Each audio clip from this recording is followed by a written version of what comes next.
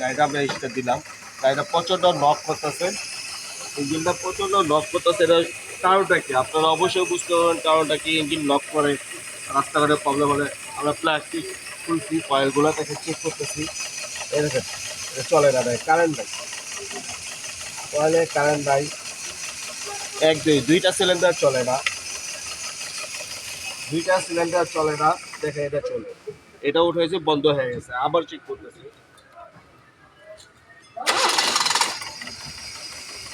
দেখেন এটা চলে, এই দুইটা কয়েল চলতেছে আর দুইটা কয়েল চলে না, এই দুইটা কয়েল চলে না, কোনো কারেন্ট নাই। গাড়ি স্টার্টে দেখেন, গাড়ি স্টার্টে আছে, কারেন্ট নাই, কোনো কারেন্ট নাই, কারেন্ট শর্ট খায় না, কোনো কারেন্ট নাই, গাড়ি স্টার্টে আছে।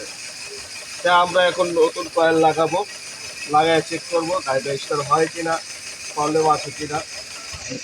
আমরা আরেকটা ফিটিং করলাম এখানে অন্য কয়েল, এখানে এটা কত পর্যন্ত কারেন্ট মারতেছে, এদের কারেন্ট।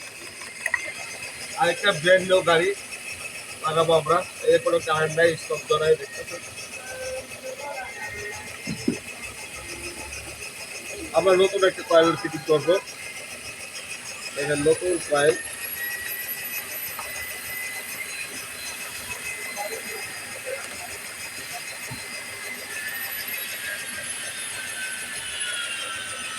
ব্র্যান্ড নিউ নতুন,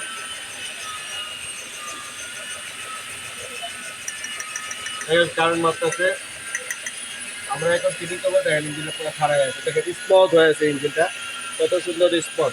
আমাদের কাজটি ভালো লাগলে লাইক করবেন, শেয়ার করবেন। আসসালামু আলাইকুম।